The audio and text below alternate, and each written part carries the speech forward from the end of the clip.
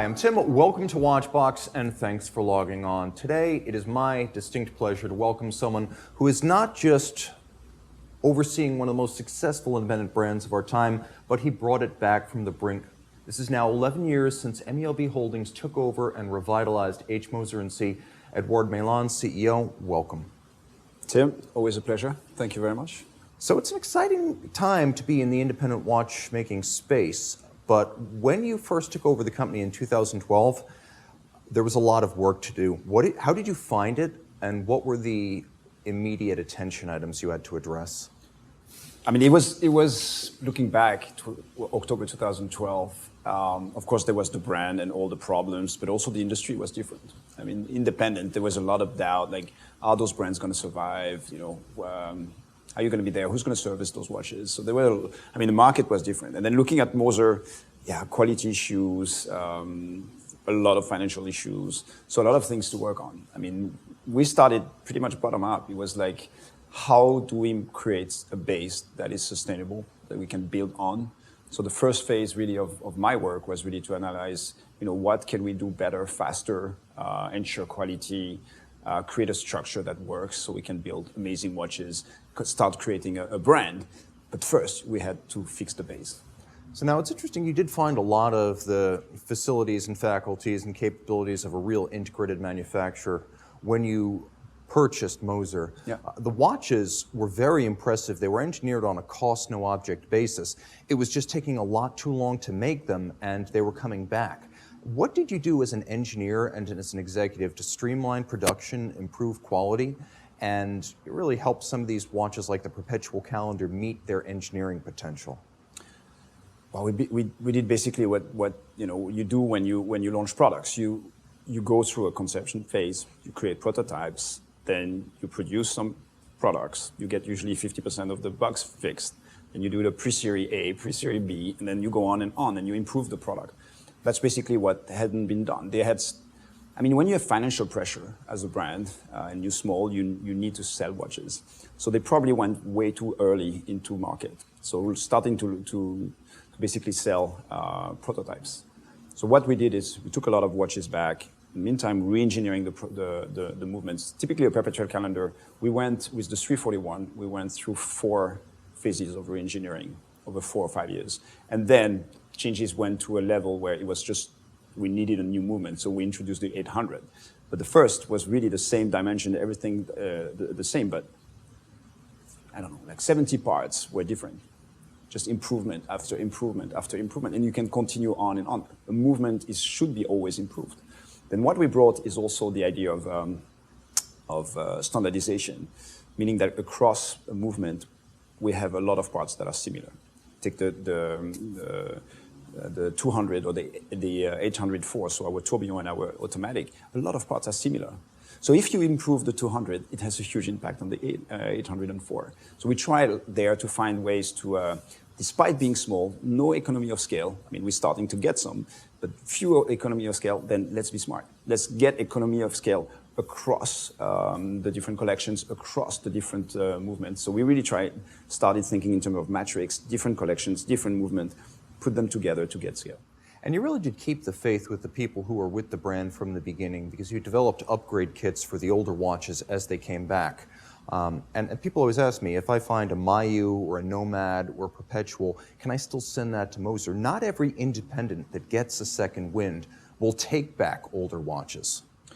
Well, of course we do. I mean, there's amazing watches, and are probably undervalued. I mean, some of my favorite early days from Moser, and I think they definitely underpriced, are the Mayu, or also Endeavour's small second, and the 10 days power reserve. Gold chaton, modular escapement, 3/4 bridge, gold escapement, Breguet curve, an amazing watch. I think there's a gold mine there. And of course, we have trained watchmakers. The movements, even though we don't produce them anymore, we have the parts, we service them, and they're still amazing watches. And one thing that I need to clarify, I heard it many times, like people say, oh, I don't send my double hairspring. You know, we're known for our double hairspring. I want to send my double hairspring back because Moser replace them with a single hairspring, which is definitely not the case. On the contrary, I mean, we mastered the double hairspring. So the early days double hairspring, I mean, it's very, very small hairsprings, were quite complicated. So it took time to fix them, but we always kept those. But the new ones are different level. It's important to look at where you were in 2014. Now you've had time to go through the business, you've had time to go through manufacturing and watchmaking. You're getting ready to launch your first MELB or MELB era watches, and you led with the Endeavour Perpetual Funky Blue. That same year you launched the concept dial. Talk a little bit about how you established that design language of less branding being more. So it was part of the process of analyzing what Moser was. So when we started, it was, I mean, I tried to put word behind it, and I was like, it was about understatement. At the same time, my feeling, or our feeling, was a lot of the Moser watches look like it could be any brand. You remove the logo, and with a silver dial, round, white gold round case, it could be a Calatrava, it could be a Saxonia, it could be a Patrimony, it could be, you know. And we did the exercise. I actually have a slide with all those watches. So we said, we need to get something special. What's special at Moser? We discovered that in the Palladium, which is another great catch, the Palladium watches that Moser had the fume dials that we didn't invent, but we took back to life, so to say. And we said, okay, let's start playing with this. So we started making more and more of those fume dials, and suddenly I started hearing, oh, you do amazing dials. So we said, okay, then let's try different colors, but also I want to make a press release about how beautiful our dials are. And in order to illustrate that, let's make one watch where there's just nothing on it, just the hands and the fume dial, no branding, no indexes. And it turned out to be actually a super beautiful watch. When I looked at it and I had it in my hands, I said, oh, but then, you know, it could be something very cool to do as a small limited edition. So we did, I think, 40 of them, 4 times 10. The sales team was definitely not convinced that they could sell a watch without branding on it. It certainly, I think a lot of people were kind of shocked. But consumer, high-profile opinion leaders loved it. It was different, it was fresh. It was Moser. So it was a revelation for us, and it became a success. And since then, we've been working like that. In parallel, yes, we had the Endeavour Perpetual Calendar Funky Blue, which for me is one of the most important watch that we've done because it gave me kind of the insight of what we could do with Moser.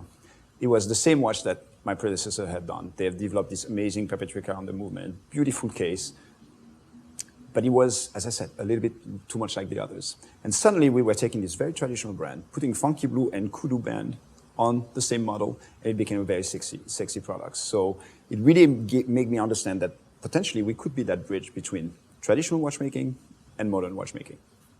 And by the way, I'm absolutely certain that if you're like me, you're going to open a different window, keep us streaming, and look up what a kudu actually is, because I had no idea initially. But yeah, so kudu straps. Some beautiful kudu here. Funky Blue, we've got them on the table today. And of course, very, very minimal branding initially. Later, very minimal Swiss-made branding, and we'll talk about why that was. But not too long after launching that comeback watch, the Endeavour Perpetual, by the way, you once told me that was your favorite Moser watch. Is it still? It's one of them. I mean, yeah, I have a lot of favorite watches now. Okay, and that's understandable. But in 2015, you then came out with the Pioneer, which was your first sports watch. How did you make the decision to get into that space, and why did you lead with a bigger case and precious metal? So we started actually, when I arrived, there was already the objective of my predecessors to create a steel bracelet watch. And all the drawings were very similar to the engineer. So it was a process, and it took a lot of time until we got to the Streamliner. I'm sure we're going to talk about the Streamliner later on. But as part of the process, we did a lot of drawings, and I was like, I mean, at that time, my kids were very, very young. I was still doing a lot of sport. I try to do again now, but a lot of outdoor. And I remember the first time, and I told that story a few times, it really happened. I was wearing a Perpetual Calendar in Platinum Endeavour, and I really scratched it. Came back one day, had to go to the watchmaker and say, I mean, I saw the eyes of the watchmakers like, oh my God, you destroyed that watch. And I was like, we need something I can do whatever I want with. And then we started working on the Pioneer, and for me, the objective was really to have an everyday easy watch, very versatile. You can change the strap, nice colors, the beautiful Moser dials, but water resistant, super luminova, possibility to put a bracelet, to have a rubber strap, to have whatever you want. And that's how the Pioneer was born. And it was in the beginning a little bit of like an evolution of the Endeavour. And then it became really its own collection, which is, I think, one of the most successful we have. Now, speaking of a watch that was anything but mainstream, moving away from the Pioneer, there was the Swiss Alp Watch in 2016. And I hate to say this, but a lot of people don't get it. What was the idea there, and what do the skeptics need to know about the Swiss Alp Watch? I think a lot of people, in the meantime, a lot of people start to understand, because we've done this later on many times, but the idea was really, when you're a small company, and I mean, we started talking about working on the production, efficiency, quality, to make this company stable and profitable. At the same time, we had to start working on who we were. And we didn't have much marketing budget, but we had strong ideas and strong opinions. So we realized that if we had a good idea or a message we wanted to say, the best way for us to do that was to do with symbolism, with a product, because journalists wanted to illustrate their articles. The big topic at that time that people were asking me was, what is the future, and all the other CEOs in the watch industry, what is the future of the Swiss watch industry, knowing that many brands are coming up with, many brands, big brands like Apple were coming up with connected watches. And my reaction, and they were saying, like, is it going to destroy, I mean, are we going to see the traditional watchmaking disappear? And I was like, but how do I mean, I can say whatever I want, but the best way is always to show something. And that's how we had the idea to create the Swiss Alp Watch, which basically is inspired by the designs or modern design of connected watches, but it's with a beautiful hand-wound rectangular movement. And suddenly we created this watch, which was supposed to be a prototype and maybe a small series, and then became something where we used all the movements that we already had. I mean, the story is that we didn't create that movement for this watch. We had the movement that we couldn't sell, and then we made that watch, and we sold all those movements, and we decided then to stop. Once we had all the movements, all the watch using those movements done, then we stopped. We could have done more, but we decided to stop it because, yes, it creates even more value to this kind of legendary watch for us. It was a rare moment of self-aware irony by the Swiss watch industry. I believe so. And again, a strong message. The message for us was, we're not going to fight. We're a different category than the connected watches. But I think there's a lot of things that we can learn from them. And I'm sure there's a lot of things they can learn from us. So let's kind of try to be open-minded. And the Swiss Alp Watch is a great example of that. So now, current events, we're into the modern era of Moser now. Let's talk about the Streamliner, because in 2020, you brought out a watch that was really your first integrated bracelet sports watch, and this genre is played out to death, but you did something very different. It doesn't look like a Royal Oak, it doesn't look like a Nautilus. There are clear references to history, but I don't look at this and say, oh, that is something that existed that they changed just enough to avoid getting sued. Where did the idea for the Streamliner come from? It's redolent to the 70s, but I can't place it. Well, it's a lot of things. Again, we didn't take elements and say, oh, okay, we want to renew that. It was more about like touching. As I said, 2012, we already had drawings about integrated steel bracelet that looked a little bit too much like the engineer from IWC and others. And we said, no, the only way we can succeed with a brand like this one is by being different. I mean, it's always the theory. If you're small, you need to be different. You need to take risks. You need to do something that the others wouldn't, or that the others can't. So we continued the process. And to be honest, I was recently, we did a presentation about looking at 10 years back and all the milestones. Actually, the first drawings of the Streamliner were pretty early in the process. It takes time to mature. We had to mature. The market had to mature. And it all started actually with the bracelet. Actually, a lot of people talk about the Abel or the Porsche design as being the reference. For us, it was the Ikepod. There was an Ikepod bracelet that was constructed a little bit like this one. It was very flat. I mean, you couldn't in the 70s, 80s, 90s do what we do here with this really three-dimensional, very organic design that we have here. It plays so well with the light. When you touch it, it's so smooth. But we started really with the construction and how to, I have a very small wrist, and I wanted something that whatever the size could really fit any wrist, and these Monolink bracelets are the perfect solution for that. So we started with the bracelet, and then the idea was, what kind of case do we put in there? I'm a big cushion fan. I like, like the cushion cases, like the Vacheron, like many others, some of the Panerai and vintage more. And then I thought, I don't want a round watch. And I remember in the team, when we design, I mean, we don't have a designer, we have illustrators, but we also have 4 of us. So it was kind of a mixed, 2 wanted round, 2 wanted not round. Being the CEO, I pushed a little bit towards the non-round. Made an executive decision. And I don't regret it, and I don't think they regret it either. But what we said at that point, it was like, yes, we could be a little bit more stream with a round watch, but we don't want that. We don't want to be different, and we need to take that risk. I rather fail trying than, I mean, that's what you hear everywhere, but that's really what we said at that time. We rather fail trying to do something very different than trying something that is just like the others, because we're not going to succeed. Well, it's a lot like music. You listen to a band you love and you recognize their references, but it's not the same thing. It's an evolution. That's a composite of what came before with some original invention, and that's what you've got here. There's whatever design, you will find a reference.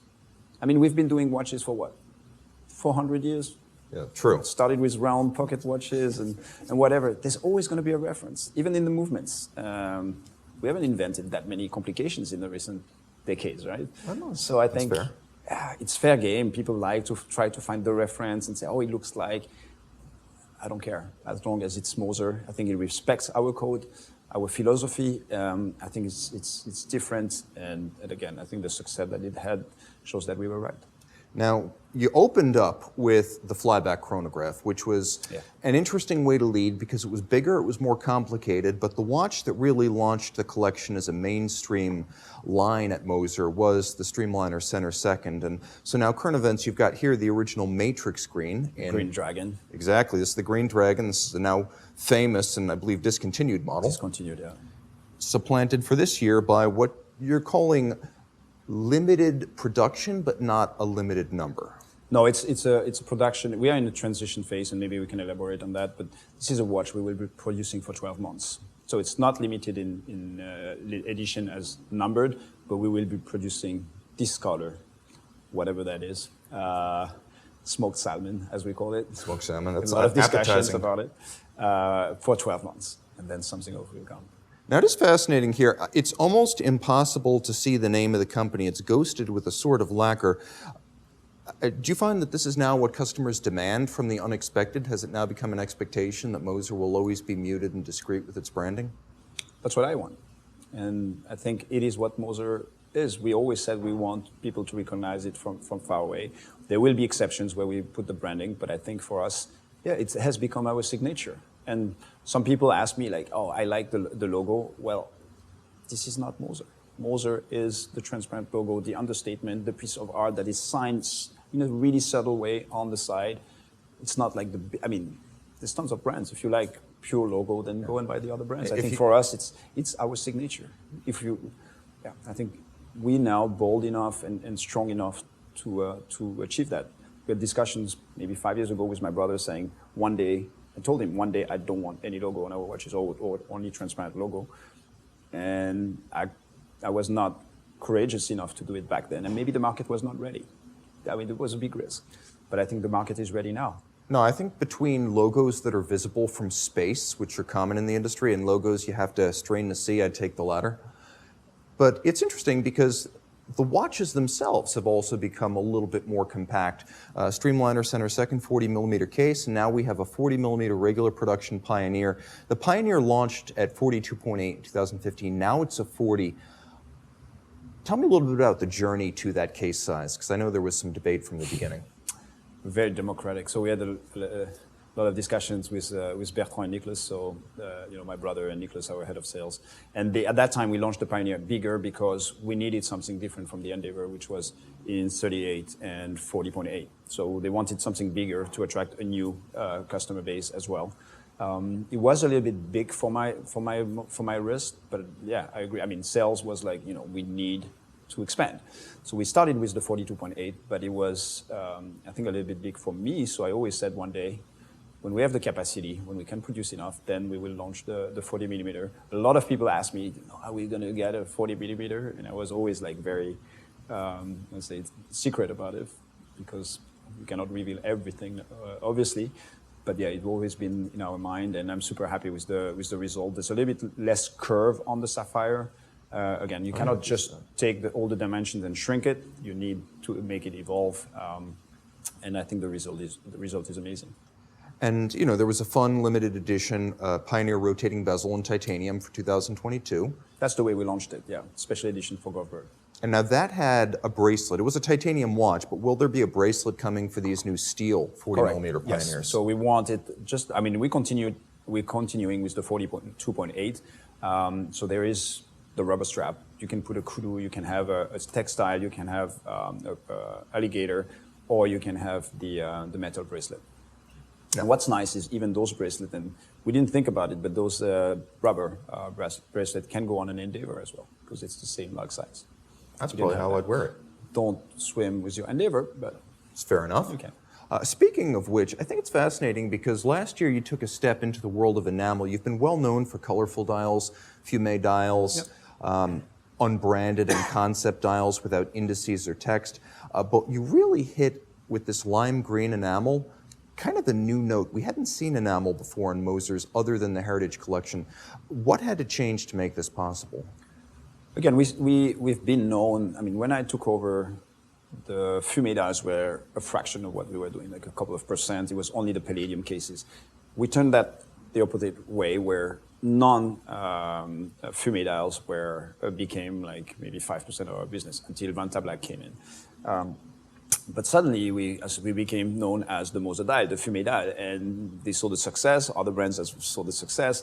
We have a couple of suppliers for those dials, so our competitors started going to our supplier and saying, "Hey, I want the Moser dial," which means that today you see a lot of fume dials in the market, which is not a bad thing. I think it shows the strengths. It shows that people like it, but it also means that we need to continue to evolve. We introduced the Vantablack, which is a very interesting dial as well, but I want the fume dials to continue to be something very Moser, very special, and for that you need to continue to push the boundaries. I love craftsmanship, I love the tradition, and I think enameling is something that Moser has been extremely good at 150 years ago.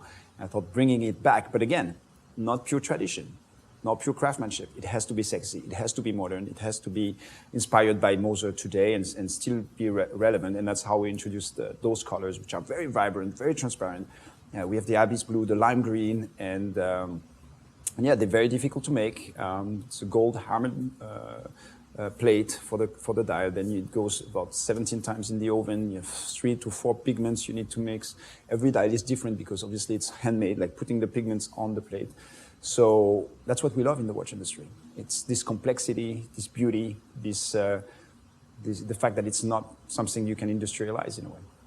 Now, you really kind of broke new ground with the Streamliner Tourbillon Vantablack, and it's something you continued this year with the Endeavour Center Seconds Vantablack. And I appreciate this because I like to have indices on my dial, and with a lot of the watches at Moser, you don't get that on the concept dial. Yep. And previously, it was very difficult to find any kind of Vantablack dial that had indices. What was the breakthrough necessary to be able to equip a Vantablack dial with our indices? So you cannot. I mean, Vantablack is a structure. It's nanotubes of carbon that you grow in a wide room on a plate. So it's something you cannot just do anything you want. You cannot put a logo on it. If you start touching it too much, you break the nanotubes, and it's like a domino effect. So if it's not protected into a case, it can be very fragile. But that means also we cannot set indexes on it. So we had to think how to make that. And we started with the plain, all black dials, and then slowly my idea was to push the team and say, hey, now we need to go to the next level. How do we do indexes? And rather to putting things on top, we decided to come from the back. So to create holes in the plate, build the structure, and then set the gold indexes from the back. So it's a sandwich type of dials, because I agree with you. I think in some cases we need indexes, and we want to make sure that we continue to evolve with technology. We want now also to go even further, to do some kind of marqueterie with Vantablack, to be able to offer even more things to our customers.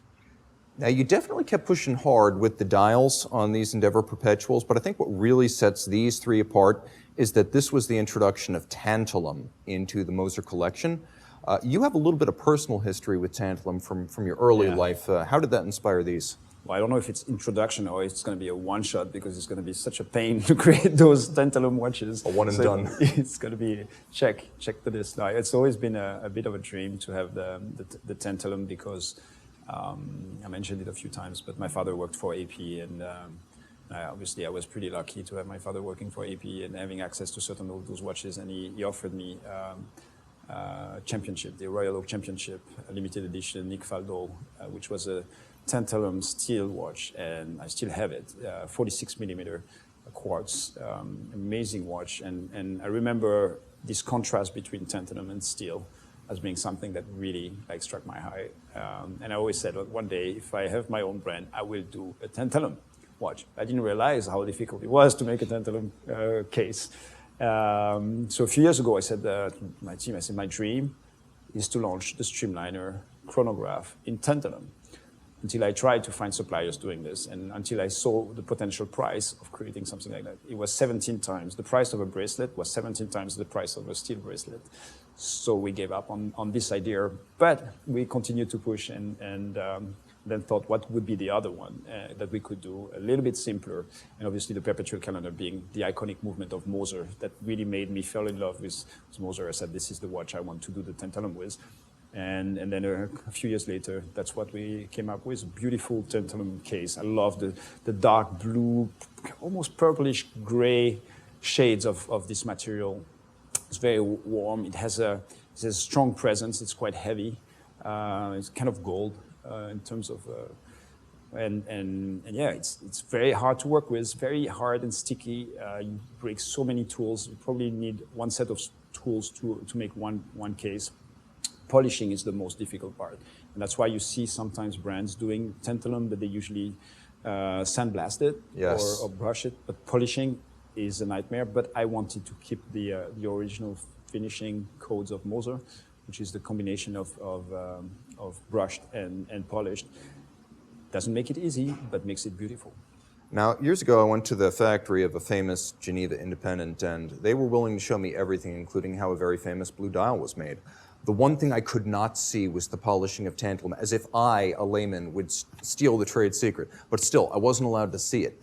What was the breakthrough that allowed you to finally finish this case the way you intended? Was it just time and money? To find somebody. I mean, yeah, it's very expensive. It's very difficult. To this day, I wished I would know how Joan does it. I mean, it's an amazing watch. I mean, that price, the Chronomètre Blue, I understand why it's become such an iconic and difficult to get watch, because gold movement, tantalum case, that beautiful dial, it's incredible. I mean, I don't know how they get it at that price, to be honest. I know how everything costs in our watches. How do they do that at that price? No idea. It's a black box for me. So a lot of respect for the Chronomètre Bleu. And honestly, just holding this in my hand, respect for you, because the CB is a wonderful watch, but it's not as complex as this. This has dips and swells and hollows and satin and polish and creases and curves. And I know you machine your cases and then hand finish on the other models.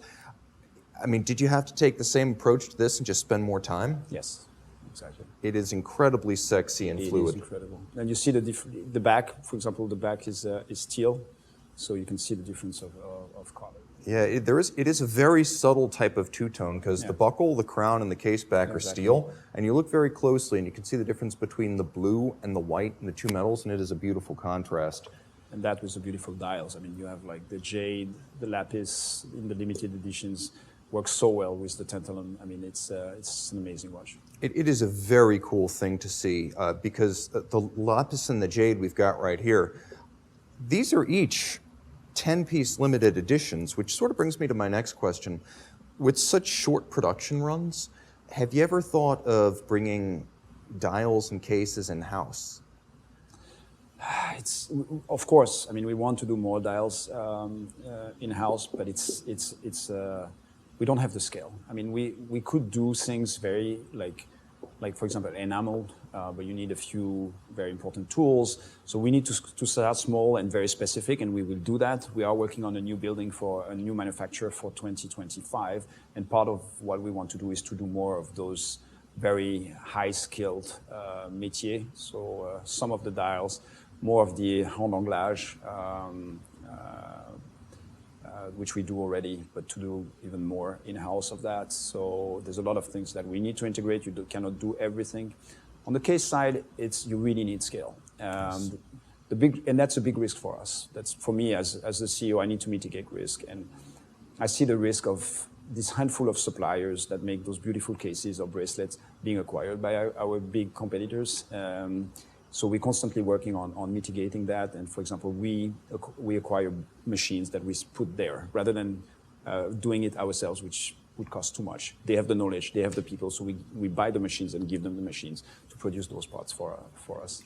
But it's something that maybe one day if we grow enough, but for now it's really, we continue to do things very special to really try to make them different. And maybe one thing I wanted to add to these two watches you referred to, I don't know if we communicated well enough, but I was, by chance this weekend with a customer who was looking at this watch, is the double hairspring. Because we created for the limited edition a double hairspring for this watch, which is even more special because we put actually as an Inca block, if you look at it closely, is a real natural diamond. Yes. Instead of the artificial rubies. And that's something that is usually a little bit of a secret that people discover afterwards. But I realized presenting that watch to a customer, how for some people, it's a big thing, right? Oh, yes. So yeah, I just wanted to mention that. No, it's a wonderful thing because the rubies are synthetic, but the diamond is real. Yeah. And this is just a cool watch on so many different levels. You've got a diamond capstone on the balance staff, you've got a jade dial, you've got a tantalum and steel case, a 10-piece limited edition. I mean, I've heard in the industry it's easy to order 10,000 dials. It's hard to order 10, which is what you did right here. And you do sort of have a unique model of owning the machinery, but not the manufacturers of, say, your case or your dial. I would say it's, I mean, when you're the size of Moser with the number of watches we do, as I said, I mean, for us, it's important to continue to integrate. I mean, maybe we can mention the Agenor that, has Please. been our one of the movement supplier in our industry, the few independent movement supplier that has been helping us develop and commercialize the chronograph, the Agenograph, which is a very important movement for us. Fortunately, we don't have it here. We don't have one. I thought I had one on the table. Oh well, it's all right. But I got so a we review decided of it, don't worry. we decided to invest in that company because it's an amazing team. They're on the French part of Switzerland, so a very different mentality to us, or on the German side of Switzerland, which have a different creative perspective, innovation. They do amazing chronograph, as I said, a lot of amazing modules. We're working on a lot of projects with them for Moser, but also for Outlance, which is our second brand that is under the same roof with us in Schaffhausen. So a very complementary structure that we're putting together, and we will continue to invest in developing this chronograph, other modules, and also for us on the German side, new complications, new movements. And it is a little bit unusual to have Agenor, which is known for building whole movements and modules, but you also have precision engineering, which makes assortments, balance, hairspring, escapement, and then Moser proper, which is a movement manufacturer. Yeah. And that's a lot of combined capability. Could you talk a little bit about how you divide the responsibilities? Because it seems like you already have the ability to build a movement. What was it specifically that Agenor brought in?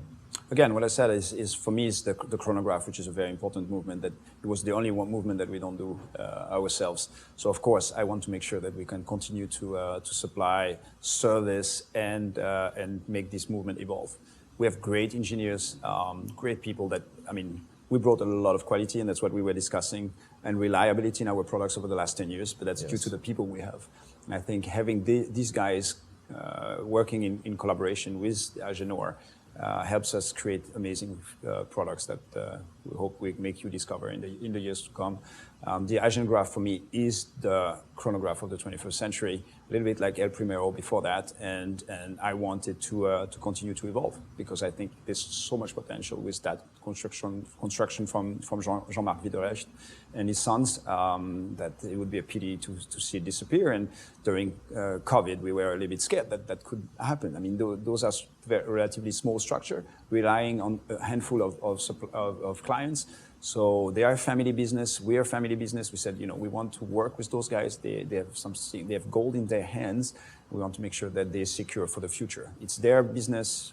We didn't take a majority stake. It's important that it's. I mean, I'm a family business. Or we are a family business. I want them to continue to be a family business. But if we can be there, help them, also have a bit more of a vision of what's happening in the market, and then it's a win-win. And I guess looking forward, future ambitions for the brand. You're working on your first factory-owned boutiques right now. How do you see the future for the brand in the company-owned store versus independent retail partner space? Well, I think it's no secret that the distribution is changing a lot in the watch industry in the recent years. The big groups are integrating. They're doing either their multi-brand or their own brand. So it's a big opportunity for independent brands because the big wholesale retailers need brands, and we're benefiting definitely from that. Fortunately, that means that with our limited supply, we need to focus. That's why, unfortunately, we had to close a few smaller retailers to be able to supply the bigger ones, because they are our life insurance. If the market goes bad, we still need those big retailers to help us. So that's a bit the way now we're structuring the market, is focusing on a handful of relatively big players, strategic partners, and then open our own showrooms or boutiques. The boutiques are standalone boutiques. It's not ours because it costs a lot of money, so we work with those partners to open in joint venture or whatever. Those boutiques, we have one in Hong Kong, one in Shanghai, we're opening in the US, one this year, and we have a few in the pipeline. It's not going to be thousands of them, maybe 10 around the world. They're going to be kind of the Moser temples. And then we're going to have what we call the showrooms. Actually, their nickname is the Moser Land. Called the Moser Land is a showroom that we have one in Hong Kong. There's going to be, I think, in August, one in New York, which is basically our office where you have the collection, the watches that you can try on. And you can go and have sit in the lounge, have a drink, and talk to our team, discover the watches. They're not always available to sell, but it makes you discover them and maybe go to the retailer afterwards and purchase it. So, in summary, it's kind of less point of sales, hopefully with a much better presence for the brand, with strategic partners and own boutiques. So now you've done a number of interesting collaborations, either through business union or friendship. You've worked with Max Bousser of MB&F. You've worked with Agenor, MHC. Clearly, you're a collaborative firm that likes to reach out to your friends in the industry. What would the dream collaboration be? Like, what would your wildest dream? If you could work with anyone on any project, what would that look like? I don't know. I mean, it's, we've done collaborations in the watch industry, and we will continue to do that. We have done in fashion. We did something with the Armory. We did an amazing collaboration with Undefeated, which was more in that world. I think the art world is something that is always interesting. We're going to work on our history in the future. We're working on collaborations. Moser is a master of collaboration. We look at collaboration as something being fairly new, but actually Moser movements and cases and design were created some collaborations more than 100 years ago. They actually collaborated with Fabergé, for example, back in the early 20th century. So there's a lot of things around our history that we want to work with. That's one part. And then to your question about my dream collaboration, I don't know. I don't know, a crazy artist like a Banksy or a brand that has nothing to do with what we are. I mean, sometimes I'm like, I want to do something that is unexpected. Yes. We take like a random brand. It would be maybe Dyson. What would be a collaboration? Nobody would expect that. And then bring two brands like Moser, high-end, very niche brand, and a brand like Dyson, put them together. What would be their child? That's the kind of thing that interests me. And yeah, I don't know. I think if I have a dream, I'm not going to say it because I'm going to try to make it happen. So now in the last year, you did a collaboration with Undefeated on a version of the Streamliner that sold out. Very popular, but still, you're both in consumer goods. It was the genesis and your collaboration with a provider of NFT app services. That's the one I don't quite understand. I think this is a broadly misunderstood watch, the Genesis. Tell me a little bit about that. Yeah, Genesis. I mean, as we said, Moser is known for being, we provoke a little bit, but we also pioneers, and we try to explore new territories. So obviously seeing Web3, decentralized web, blockchain, all those terms popping up, we were like, what's in there for us? For us as an industry, we started exploring, talking to different people, and then we said, well, it's very early. We have no idea where this industry is going, but let's give it a try and do something out of it. So we started looking at all the different angles from a customer perspective and say, what are the added value we can put there? We see a lot of people creating NFT art, which is basically a representation of a watch and stored in the blockchain, which I think is a little bit opportunistic to my taste. But it's part of that business. There's obviously the metaverse, which is an environment where you can go and play and do whatever, communicate, which is interesting as well. So we started looking at all those things, and also how I mean, today, and you are in your world even more advanced than us as an industry, a lot of watches are traded in the secondary market. A lot of watches are dependent on, and when you trade on the secondary market, what's important for a lot of people is obviously the watch. The price is driven by how many were made, what kind of quality, what is the brand behind it. And these are kind of things that I can influence. What I cannot influence is more the security aspect. Who do I buy it from? Is it a true customer? How many times was it serviced? Was it serviced on time? Who serviced it? So we try to think about, from that perspective, how we can add value. And in order to create data that is reliable, that it cannot be changed, the blockchain is the best solution. So we started working on this and saying, how can we facilitate and work on those other parameters that are not the traditional number of the volume, quality, and brand to increase the value of our products. And we started bringing the e-insurance. So all the watches, the Genesis, if you get stolen, you lose your watch, you're fully reimbursed. This is a service we provide. The e-warranty stored in the blockchain. The KYC, so you know your customer, you know you're buying it from somebody. If you trade watches, you know that this person has been checked, so it's a clean process. So a lot of additional value in there. But of course, we Moser, like the cheese watch, like the Swiss Alp Watch, we wanted to create something that attracts attention. That people say, what is this? And that's why we created the Genesis with the QR code, the 3D printed titanium case, and we made 50 of them. They're part of a triptych. There's going to be other amazing watches coming, very different, more the traditional Moser. But these watches are the key to the Web3, to our world, to our app. There's a centralized app, our own app, where you have access to all those services. And yeah, it was very polarizing. But again, I don't know where this industry, this technology is going 5 years from now, but we want to help our industry think about it. And yeah, it was a 50-piece limited edition. It was intended to be a love-hate watch. People would love it, people would hate it. But the idea was that you were launching this whole wrap where you've got the chain of custody, the warranty, and insurance all wrapped into one. And the QR code is more symbolic. The first watch is going to look weird, but all of that will be included on future watches that are as traditionally elegant as these Endeavours. Exactly. Now, we're not going to have a big QR code on every single watch. That's fair. So what are your future ambitions? Or alternatively, if you can't speak to that, when can our folks in cyberspace expect to see new news from Moser in 2023? Oh, there's quite a few things coming this year. I mean, we have a lot of developments ongoing. I always said for me, the ambition is also to be able to do smaller watches. So we're working on slimmer, smaller diameters, movements, and hopefully within the next 12 months, we'll be able to show something with that. So we're working on something. As I said, we invested in Endeavour. They're great modules. They do amazing cultural calendars. So that's also something coming up for us, a collaboration. Well, another movement or module that we developed with Endeavour. We started working with the 3-dimension and skeletons, so you can expect more of that. We're working on more skeleton movement for the future as well. So yeah, smaller diameters, slimmer, new modules, new skeletons. These are the kind of things you can expect in the mid-short term. And then long term, 2028, big year for Moser, 200 years of history. So yeah, for me, that's like, we have very ambitious projects for that. One thing that is missing for me is like in the Moser collection is the Grande Complication. And that's meaning combining complications. We have an amazing chronograph, we have an amazing minute repeater, we have an amazing perpetual calendar, but we don't have combinations of all those things. So yeah, that's for me like the big long-term project. Probably I've said too much now, and some people in my team will tell me, no, don't say anything. But still, imagine if Moser were to make a Grande Complication, what would it be? But we're trying to find out. Edouard, thank you so much. My pleasure, always. Time out, Tim out, Edouard out, and thanks for logging on.